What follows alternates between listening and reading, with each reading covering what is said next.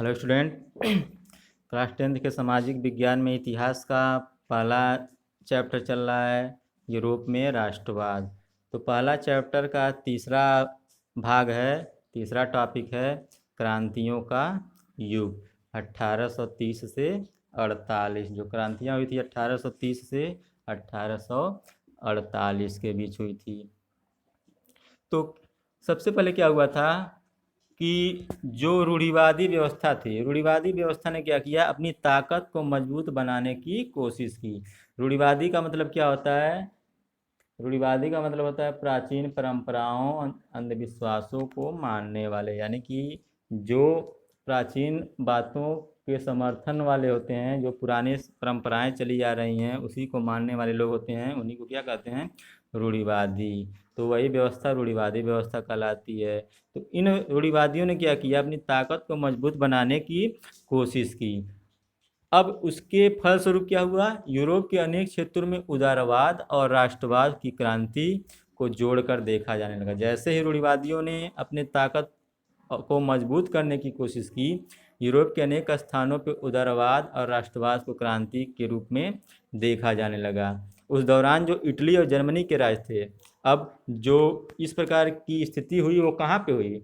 वो हुई इटली और जर्मनी के कुछ राज्यों में राष्ट्रवाद। इटली और जर्मनी के कुछ राज्यों में, ऑटोमन साम्राज्य में, सूबे आयरलैंड और पोलैंड, इन क्षेत्रों में जो जो राष्ट्रवाद की शुरुआत हुई वो कहाँ से हुई? इटली में, जर्मनी में, ऑटोमन साम्राज्य के सूबे में, आयरलैंड और पोलैंड में। तो इन क्रांतियों का नेतृत्व किसने किया? इन क्रांतियों का नेतृत्व उदारवादियों ने किया। उदारवादी का मतलब क्या होता है? आज़ादी के समर्थक। जो आज़ादी के समर्थक होते हैं, जो लिबरलिज्म से लिया गया है। ये शब्द कहाँ से लिया गया? ये शब्द से लिबरलिज्म से लिया गया, जिसका अर्थ क्या होता है? आज़ादी के समर्थक। तो इन्होंने ही, उदारवादियों ने ही इस क्रांति का नेतृत्व किया। और उन उदारवादियों में कौन लोग थे? शिक्षित मध्यम वर्ग के लोग। जो मध्यम वर्ग के लोग, शिक्षित लोग थे, उन्होंने क्या किया? इस आंदोलन की शुरुआत की। अब उस मध्यम वर्ग में जो शिक्षित लोग थे उनमें कौन कौन थे? प्रोफेसर थे और स्कूल के अध्यापक लोग थे, क्लर्क, वाणिज्य यानी कि व्यापारी लोग, ये सब थे उस क्रांति के समर्थक, यानी कि उस क्रांति में भाग लेने वाले लोग। तो जो पहला क्रांति हुई, यानी कि क्रांति की जो शुरुआत हुई, प्रथम विद्रोह हुआ, वो कब हुआ? प्रथम विद्रोह 1830 ईस्वी में हुआ। जो प्रथम विद्रोह हुआ 1830 ईस्वी में, कब? जुलाई में। जुलाई 1830 ईस्वी में पहला विद्रोह हुआ। और ये कहाँ पे हुआ? फ्रांस में। कहाँ पे हुआ? फ्रांस में। जो पहला विद्रोह हुआ कब हुआ? जुलाई 1830 ईस्वी में, फ्रांस में। तो जो बुर्बो राजा थे, 1815 के बाद रूढ़िवादी प्रतिक्रिया के दौरान सत्ता से बहाल कर दिया गया था। बुर्बो राजा को 1815 में सत्ता से हटा दिया गया था। उन्हें अब उदारवादी क्रांतिकारियों ने उखाड़ फेंका। उनकी जगह क्या किया? संवैधानिक राजतंत्र स्थापित किया गया, जिसका अध्यक्ष कौन था? बुर्बो राजा को हटाकर संवैधानिक राजतंत्र की स्थापना की गई थी। जिसका राजा कौन था? जिसका अध्यक्ष कौन था? राजा नहीं, जिसका अध्यक्ष कौन था? फिलिप। संवैधानिक राजतंत्र का अध्यक्ष कौन था? फिलिप था। तो जो मैटरनिक था उसने बार बार यह टिप्पणी की थी कि जब फ्रांस छींकता है तो बाकी यूरोप को सर्दी जुकाम हो जाता है। तो जुलाई क्रांति से ब्रुसेल्स में भी विद्रोह भड़क गया, जिसके फलस्वरूप United Kingdom of the Netherland से अलग हो गया। मैटरनिक का कहना यह था कि फ्रांस में जब कोई घटना होती है, फ्रांस में कोई भी घटना घटती है, तो उसका प्रभाव यूरोप के अन्य भागों में भी पड़ता है। तो एक घटना जिसने पूरे यूरोप के शिक्षित अभिजात, यानी कि शिक्षित लोगों को राष्ट्रीय भावनाओं का संचार किया, वह क्या था? वह यूनान का स्वतंत्रता संग्राम था। मतलब ये कि यूनान के स्वतंत्रता संग्राम ने क्या किया? यूनान के स्वतंत्रता संग्राम में ने पूरे यूरोप को क्या किया? पूरे यूरोप में राष्ट्रीय भावनाओं का संचार कर दिया। यूरोप की जो यूनान की जो स्वतंत्रता संग्राम था, यूनान में जब स्वतंत्रता संग्राम स्टार्ट हुआ, उसको देखते हुए पूरे यूरोप में इसी प्रकार की भावनाएं शुरू हो गई, यानी कि इसी प्रकार के आंदोलन शुरू हो गए। अब इसमें पहला पॉइंट है रूमानी कल्पना और राष्ट्रीय भावना। मतलब कि किस प्रकार से यूरोप में राष्ट्रीय भावना की शुरुआत हुई। तो जो राष्ट्रवाद था उसका जो विकास हुआ केवल युद्धों से ही नहीं, राष्ट्रवाद का विकास केवल युद्धों से ही नहीं हुआ था, बल्कि कैसे हुआ था, संस्कृति जो विचार के निर्माण से, सॉरी, जो राष्ट्रवाद का विकास हुआ था वो केवल युद्धों से नहीं हुआ था, बल्कि कला, काव्य, कहानियों और संगीतों से उसका विकास हुआ। क्योंकि कलाओं के माध्यम से, कहानियों के माध्यम से, किस्सों के माध्यम से, संगीत के माध्यम से उन कलाकारों ने, उन कहानीकारों ने क्या किया, अपने विचारों को जनता के सामने रखा। तो इसे सिर्फ युद्धों से ही नहीं राष्ट्रवाद की शुरुआत हुई, बल्कि उन कलाओं, कहानियों से भी उसकी शुरुआत हुई थी। आमतौर पे जब रूमानी कलाकार थे और जो कवि थे, रूमानी कलाकार और कवि थे, वे क्या करते थे, तर्क वितर्क और विज्ञान से सबकी आलोचनाएं किया करते थे। जो ये कलाकार होते थे अपने तर्क से, अपने विचारों से उस समाज में जो समस्याएं उत्पन्न होती थी, जो कमियां थी, अपने विचारों के माध्यम से, अपने कलाओं के माध्यम से, अपने कविताओं के माध्यम से भी इन कमियों को जनता के सामने रखते थे। वे उन सरकार की या उस शासन की आलोचना किया करते थे।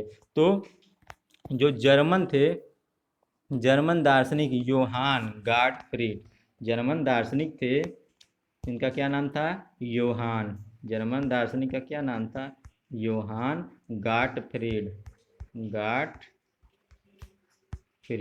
तो योहान गाटफ्रीड ने क्या किया था, योहान गाटफ्रीड ने, रूमानी चिंतकों ने दावा किया, योहान गाटफ्रीड जो थे वे रूमानी चिंतक थे, तो उन्होंने क्या दावा किया कि सच्ची जर्मनी संस्कृति अपने आम लोगों में निहित है। यानी कि जो जर्मनी की संस्कृति है वो आम जर्मन निवासी में निहित है। राष्ट्र की सच्ची आत्मा लोकगीतों, जनकाव्यों, लोक नृत्यों से प्रकट होती है। इसलिए लोक संस्कृति के इन स्वरूपों को एकत्र अंकित करना राष्ट्र के निर्माण की परियोजना के लिए आवश्यक है। और इसके साथ साथ जो स्थानीय बोलियां हैं, स्थानीय बोलियों पर बल और स्थानीय लोक साहित्य को एकत्र करना का उद्देश्य ही राष्ट्रीय भावना को वापस लाना नहीं था। उनके अनुसार, योहान के अनुसार, कि राष्ट्रीय भावना को वापस लाना सिर्फ बोलियों और साहित्य को एकत्र करने पे ही नहीं है, बल्कि आधुनिक राष्ट्रीय संदेश को ज़्यादा लोगों तक पहुंचाना था, जिनमें से अधिकांश क्या थे, निरक्षर थे। यानी कि क्योंकि उस समय साक्षरों की संख्या बहुत ही कम थी, तो उन निरक्षरों को भी यह जानना आवश्यक है कि देश में क्या चल रहा है, देश में कौन सी कमी है, क्या समस्याएं हैं। तो जब तक उन निरक्षरों को हम नहीं बता पाते, तब तक हम ये नहीं कह सकते कि हमारे विचार सफल हुए हैं। तो उन व्यक्तियों, उन आम नागरिकों, उन निरक्षरों तक भी अपने विचारों को पहुंचाना ही क्या है, राष्ट्रीय भावना है।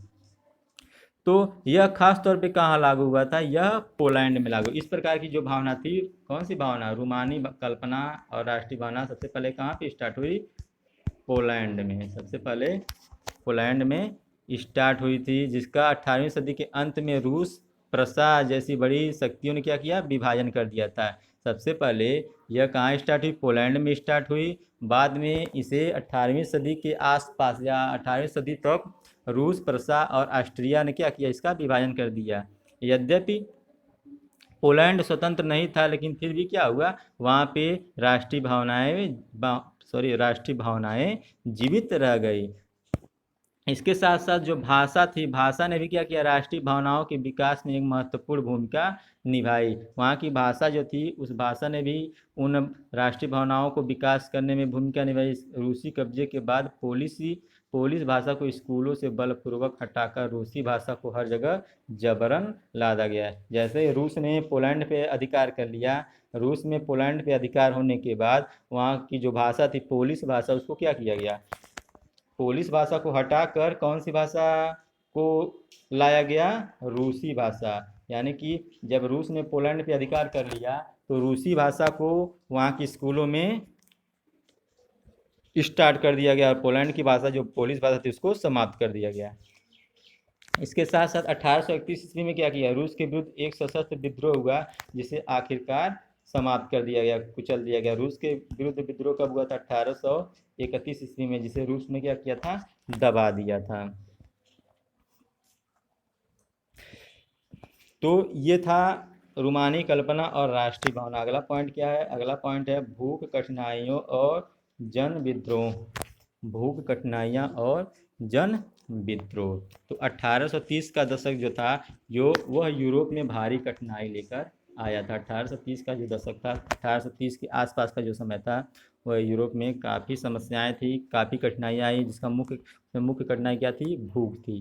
क्योंकि 19वीं सदी का जो प्रथम भाग था, 1830 के दशक का मतलब 19वीं शताब्दी चल रहा था, तो उस समय का जो प्रथम भाग था, प्रथम भाग का मतलब 1830 1800 से 1850 के बीच का जो समय था, उसमें जनसंख्या में तेज़ी से वृद्धि हुई। जनसंख्या में तेज़ी से वृद्धि होने के कारण क्या हुआ? ज़्यादातर देशों में नौकरी ढूंढने वालों की तादाद उपलब्ध रोजगार से अधिक थी। यानी कि जनसंख्या तेज़ी से बढ़ रही थी, जबकि रोजगार जितना मिलना चाहिए उतना मिल नहीं रहा था। तो इससे क्या हुआ? बेरोजगारी बढ़ने लगी। ग्रामीण क्षेत्रों की अतिरिक्त आबादी शहर जाकर भीड़ से भरी गरीब बस्तियों में रहने लगी। ग्रामीणों ने क्या किया? ग्रामीण काम की तलाश में शहरों में जाने लगे, और क्योंकि शहरों में उतना काम नहीं था, उतनी जगह नहीं थी, तो उन्हें गरीब बस्तियों में रहना पड़ा। इसके साथ साथ नगरों के लघु उत्पादकों को अक्सर इंग्लैंड से आयातित मशीनें से भी बने सस्ते कपड़े से कड़ी प्रतिस्पर्धा का सामना करना पड़ा, क्योंकि जो उस समय इंग्लैंड के कपड़े थे काफ़ी सस्ते थे।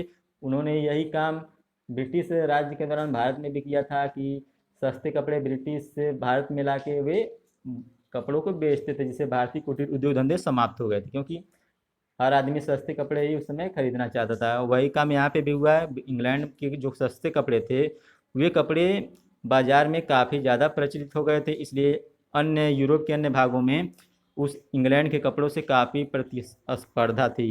इंग्लैंड का जो औद्योगिकरण था, वह उसका यूरोप में सबसे ऊंचा था, यानी कि यूरोप में सबसे अच्छी तरह से औद्योगिकरण इंग्लैंड में हुआ था। कपड़ा जो था, कपड़ा उद्योग में ज़्यादा जो समस्या थी यूरोप में समस्या क्या थी कि इंग्लैंड से जो सामानें आती थी, वे सस्ते दामों पे अन्य देशों में बिकती थी। चाहे वो फ्रांस हो गया, जर्मनी हो गया, इटली हो गया, कहीं भी इंग्लैंड के सामान सस्ते दामों पे बिकते थे, जिसकी समस्या सबसे अहम क्या थी? वहाँ के लोगों की, क्योंकि इंग्लैंड के लोग ही अपने कपड़े बेचते थे, तो अन्य देशों की कंपनियां या फैक्ट्रियां बंद होने लगी, इससे बेरोजगारी बढ़ने लगी, क्योंकि व्यक्ति उस समय महंगे कपड़े नहीं बल्कि सस्ते कपड़े ही खरीदना चाहता था। फिर यूरोप के उन इलाकों में जहाँ कुलीन वर्ग ने भी अपनी सत्ता जमा ली थी, कृषक सामंती शुल्कों और जिम्मेदारियों के बोझ से तले हुए थे। इसके अलावा क्या हुआ था? एक तो ये समस्या थी कि इंग्लैंड के कपड़े सस्ते थे, तो अन्य कंपनियां फैक्ट्रियां बंद हो रही थी, क्योंकि उनके कपड़े महंगे थे। दूसरा यह था कि यूरोप में जो कुलीन वर्ग के लोग थे, जहाँ पे उनकी सत्ता थी, वो किसानों से सामंती शुल्क वसूल करते थे। एक तो अपने खेतों में काम करवाते थे, ऊपर से उन किसानों को अलग प्रकार से कर देना पड़ता था, जिससे उन किसानों की आर्थिक स्थिति जो थी बहुत ही खराब हो गई थी। और एक तो खाने पीने की चीज़ों के मूल्य भी बढ़ रहे थे, और फसल अगर खराब हो जाता था तो वे क्या करते थे? शहर जाने के लिए बाध्य होते थे। और गांव में तो गरीबी फैलती ही थी, शहरों में भी उन्हें काम नहीं मिलता था। काम इसलिए नहीं मिलता था क्योंकि फैक्ट्रियाँ उतनी अच्छे से चल नहीं पा रही थी, क्योंकि सामान महंगे बिकते थे और बाजार में सस्ते सामान पहले से ही इंग्लैंड के सस्ते सामान मौजूद थे। तो 1848 का एक वर्ष ऐसा था जब खाने पीने की कमी और व्यापक बेरोजगारी से पेरिस के लोग सड़कों पर उतर आए थे। जो क्रांतियाँ हुई थी, तो 1848 आते आते समस्या इतनी विकराल हो गई थी कि खाने पीने की कमी हो गई। खाने पीने की कमी होने के कारण क्या हुआ कि लोग सड़कों पर, पेरिस में सड़कों पर उतर गए, और लुई फिलिप को भागने को मजबूर कर दिया गया। लुई फिलिप जो अध्यक्ष था, वो उन समस्याओं का समाधान करने में असफल रहा, तो पेरिस की जनता भूखे पेट कहाँ पे आ गई? सड़कों पे आ गई, और लुई फिलिप को भागने के लिए विवश होना पड़ा। तो राष्ट्रीय सभा ने क्या किया? उसी दौरान राष्ट्रीय सभा ने गणतंत्र घोषित कर दिया। पुनः फ्रांस में पुनः गणतंत्र घोषित कर दिया गया 1848 ईस्वी में, और उसमें नियम बनाया गया कि 21 वर्ष से ऊपर के सभी वयस्क पुरुषों को मताधिकार का अधिकार दिया जाएगा। यानी कि 21 साल से अधिक का कोई भी व्यक्ति है, उसे मत देने का अधिकार दिया गया, और काम के अधिकार की भी गारंटी दी गई। ये मत देने का अधिकार जब 1789 ईस्वी के बीच क्रांति हुई थी, उसके बाद भी इस प्रकार के अधिकार दिए गए थे। अब पुनः 1848 ईस्वी में ही 21 वर्ष से अधिक के उम्र के हर पुरुष को मत देने का अधिकार और काम देने का अधिकार दिया गया। रोजगार उपलब्ध कराने के लिए राष्ट्रीय कारखाने स्थापित किए गए। अब काम कैसे मिलेगा? जब तक कोई कारखाना ना हो तो मजदूर कारखानों में ही काम करेंगे, इसलिए नए नए कारखाने खोले गए, जिससे उन व्यक्तियों को, उन मजदूरों को काम मिल सके। फिर इससे पहले जो था 1845 में सिलेसियो में बुनकरों ने उन ठेकेदारों के खिलाफ विद्रोह कर दिया जो उन्हें कच्चा माल देकर निर्मित कपड़ा लेते थे। 1845 में क्या हुआ, बुनकरों ने उन ठेकेदारों को, जो ठेकेदार लोग थे, उनके खिलाफ विद्रोह किया। क्यों किया? क्योंकि वे ठेकेदार उनसे कच्चा माल उन्हें देकर निर्मित कपड़ा लेते थे, परंतु दाम बहुत कम थे। कच्चा माल दे के क्या करते थे, कपड़ा लेते थे, लेकिन दाम एक तो बहुत कम थे, परंतु अब दाम कम होने के कारण कपड़े के दाम कम थे, कच्चा माल महंगा पड़ रहा था, कपड़े के दाम कम थे, जिससे उन जो बुनकरों को घाटा लगने लगा। उन बुनकरों की जो क्या कहते हैं, बुनकर जो यानी कि जो कच्चे माल का पैसा देते थे, वे कपड़े उतने में भी बिक नहीं रहे थे, यानी कि उनको घाटा लगने लगा। तो उन्होंने क्या किया, उन बुनकरों ने उन ठेकेदारों के खिलाफ विद्रोह कर दिया। विद्रोह इसलिए किया क्योंकि उन्हें घाटा लग रहा था, उनका जो वास्तविक मूल्य जो था वो अभी उन्हें नहीं मिल पा रहा था। तो इस प्रकार से 1848 की जो क्रांति हुई थी, कहाँ पे हुई थी? 1848 का जो विद्रोह हुआ था पहले, सबसे पहले क्या हुआ? फ्रांस में हुआ। अब अगला पॉइंट है, लास्ट पॉइंट है 1848 उदारवादियों की क्रांति। 1848 की जो क्रांति हुई वो किस लिए हुई? आर्थिक स्थिति खराब होने के कारण। कहाँ पे हुई? फ्रांस में। लेकिन उसके बाद उदारवादियों ने भी क्रांति की। कब? 1848 ईस्वी में। ऐसा उन्होंने क्यों किया? ऐसा उन्होंने इसलिए किया क्योंकि उस समय गरीबी, बेरोजगारी, भूखमरी से किसान क्या थे? किसान मजदूर लोग विद्रोह कर रहे थे। किसान मजदूर विद्रोह कर रहे थे किस वजह से? गरीबी से, बेरोजगारी से, भूखमरी से। क्यों? क्योंकि उस समय जो वस्तुओं का मूल्य था, वो काफ़ी बढ़ गया था। वस्तुओं का मूल्य काफ़ी बढ़ गया था, जबकि उन्हें काम मिल नहीं रहा था। काम न मिलने का उनके पास पैसे की कमी थी और वस्तुओं का मूल्य बढ़ गया था। इसलिए उन्होंने विद्रोह किया और उसी विद्रोह के बाद उदारवादियों की भी क्रांति हुई। फरवरी 1848 ईस्वी में घटनाओं से राजा को गद्दी छोड़नी पड़ी। यही जब क्रांति हुई 1848 की क्रांति, इसी दौरान क्या हुआ, राजा जो थे उन्हें अपनी गद्दी से हाथ धोना पड़ा, क्योंकि वे समस्याओं को सुलझाने में असफल रहे। राजा अपनी समस्याओं को, जो जनता की समस्या थी उसे सुलझा नहीं पाए, इसलिए उन्हें क्या करना पड़ा, अपने गद्दी से हाथ धोना पड़ा। और 1848 ईस्वी में क्या हुआ, 1848 ईस्वी में गणतंत्र की स्थापना हुई और हर पुरुष को क्या दिया गया, हर पुरुष को मताधिकार दिया गया। 21 वर्ष से अधिक के हर पुरुष को क्या दिया गया, मताधिकार दिया गया, यानी कि वह मत दे सकता है। फिर यूरोप के अन्य भागों में जहां अभी तक स्वतंत्र राज्य अस्तित्व में नहीं थे, जैसे कि कुछ देश तो जो वहाँ पे स्वतंत्र राज्य अस्तित्व में आ चुके, जैसे फ्रांस हो गया, फिर इंग्लैंड हो गया, यहाँ पे स्वतंत्र राज्य थे। लेकिन जैसे जर्मनी हो गया, इटली हो गया, पोलैंड हो गया, इन देशों में अभी भी स्वतंत्र राज्य स्थापित नहीं थे। तो वहाँ के उदारवादियों ने क्या किया, वहाँ की उदारवादी मध्यम वर्गों ने स्त्री पुरुषों ने संविधानवाद की मांग को राष्ट्रीय एकीकरण की मांग से जोड़ दिया। यानी कि वहाँ पे जो छोटे छोटे राज्यों में जर्मनी इटली बटा हुआ था, वहाँ पे भी उन व्यक्तियों ने, स्त्रियों ने, पुरुषों ने संविधान की मांग की। जैसे कि यूरोप में, इंग्लैंड में या फ्रांस में संविधान बन गए थे, उसी प्रकार की मांग इन लोगों ने भी की। किन लोगों ने? जर्मनी, इटली, पोलैंड आदि देश के लोगों ने भी संविधान की मांग की। यह राष्ट्र राज्य संविधान प्रेस की स्वतंत्रता और संगठन बनाने की आज़ादी के सिद्धांत पर आधारित है। यानी कि इनकी मांग ये थी कि नए संविधान बनाया जाए जिसमें प्रेस की स्वतंत्रता हो और संगठन बनाने की आज़ादी हो। तो इन लोगों ने भी मांग करना शुरू कर दिया। अब जो जर्मनी का एक बड़ा क्षेत्र था फ्रैंकफर्ट शहर में मिलकर जो सर्व जर्मन नेशनल असेंबली के पक्ष में मतदान का फैसला लिया गया था। वह 18 मई 1848 को। कब? 18 मई 1848। 18 मई 1848 को क्या हुआ, 18 मई 1848 को 831 निर्वाचित प्रतिनिधियों ने एक सजे धजे जुलूस में जाकर फ्रैंकफर्ट जो संसद था जर्मनी में, वहाँ पर स्थान ग्रहण किया। फ्रैंकफर्ट संसद में 18 मई 1848 को 831 निर्वाचित प्रतिनिधियों ने क्या किया, अपना स्थान ग्रहण किया। यह संसद जो था वो सेंट पॉल चर्च में आयोजित था। उसके बाद उन्होंने जर्मन राष्ट्र के लिए एक संविधान का प्रारूप तैयार किया। 1848 ईस्वी में उन्होंने क्या किया, जर्मन राष्ट्र के लिए एक संविधान का प्रारूप तैयार किया, जिसकी मांग किसने की थी, जिसकी मांग वहाँ के स्त्री पुरुषों ने की थी कि संविधान जर्मनी में भी संविधान बनाया जाए, जैसे कि फ्रांस में संविधान बन गया है उसी प्रकार से जर्मनी में भी संविधान बनाया जाए। इसलिए 18 मई 1838 को क्या हुआ, 831 निर्वाचित प्रतिनिधियों ने फ्रैंकफर्ट संसद में जाकर स्थान ग्रहण किया और संसद चर्च में आयोजित की और वहाँ पे जर्मनी राष्ट्र के लिए एक संविधान की मांग की। इस राष्ट्र की अध्यक्षता एक ऐसे राजा को सौंपी गई जिसे संसद के अधीन रहना था, यानी कि वह राजा संसद के अधीन रहकर अपने काम को करेगा। जब प्रतिनिधियों ने प्रसा के राजा फ्रेडरिक विलियम चतुर्थ को ताज पहनाने की पेशकश की तो उसे अस्वीकार कर उन राजाओं का साथ दिया जो निर्वाचित सभा के विरोधी थे। यानी कि फ्रेडरिक विलियम जो चतुर्थ था उसको ताज पहनाने की कोशिश की गई, लेकिन उसे क्या किया गया, अस्वीकार कर दिया गया। उसको राजा बनाने के पक्ष में लोग नहीं थे। तो कुलीन वर्ग और सेना का विरोध बढ़ गया था। उस दौरान कुलीन वर्ग और सेना का विरोध बढ़ गया था, वही संसद का सामाजिक आधार कमजोर हो गया था। तो अंततः क्या हुआ, उदारवादी आंदोलन के अंदर महिलाओं को राजनीतिक अधिकार प्रदान करने का जो मुद्दा था वह विवादास्पद था।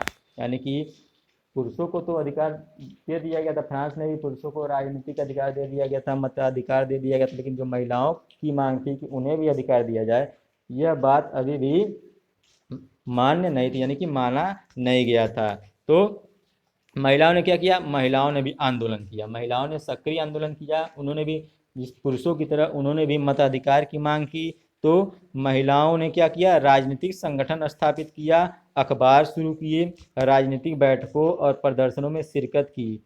लेकिन इसके बावजूद उन्हें असेंबली के चुनाव के दौरान अधिकार से वंचित रखा गया। यानी कि महिलाओं ने आंदोलन किए, बहुत सारे अखबार संगठन यानी कि बहुत सारे प्रयास किए ताकि उन्हें मताधिकार मिल सके, लेकिन उन्हें इस प्रकार का मताधिकार से वंचित रखा गया। बाद में सेंट पॉल चर्च में फ्रैंकफर्ट संसद की सभा आयोजित की गई। तब महिलाओं को केवल प्रेक्षकों की हैसियत से दर्शक दीर्घा में खड़े होने के लिए मतलब दिया गया। मतलब ये कि महिलाओं को मताधिकार नहीं दिया गया।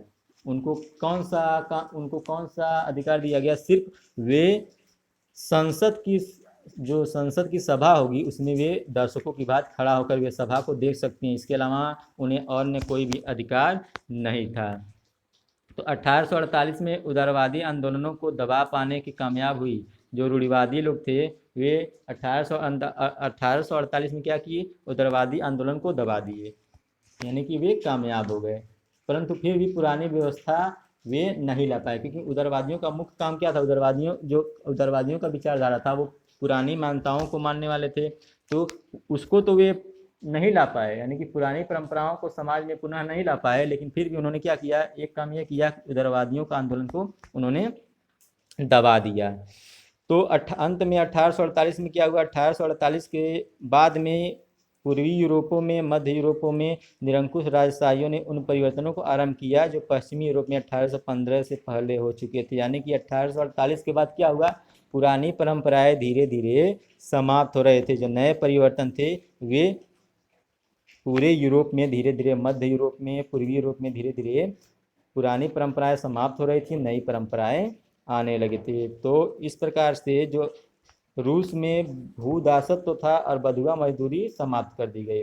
1815 के बाद क्या किया, यानी कि 19वीं शताब्दी में रूस में भू राजस्व और बंधुआ मजदूर समाप्त कर दी गई और हैब्सबर्ग शासकों ने हंगरी के लोगों को ज़्यादा स्वायत्तता प्रदान की। इससे निरंकुश जो मैग्यार लोग थे वे प्रभुत्व का रास्ता ही साफ हुआ। मैग्यार लोग थे, मैग्यार एक भाषा थी, तो मैग्यार बोलने वाले लोग क्या हुए, मैग्यार बोलने वाले लोगों के लिए रास्ता साफ, मतलब कि पुरानी परंपराएं समाप्त हो गई, पुरानी परंपराएं समाप्त हो रही थी, नई परंपराएं, नई परिवर्तन आ रहे थे समाज में, और उसी दौरान निरंकुश जो मैग्यार लोग थे उनका समाज में उनकी शासन सत्ता बाद में आने लगी। तो ये था आज का पाठ क्रांतियों का युग। आई होप आपको समझ में आया होगा। आज के लिए इतना ही, धन्यवाद।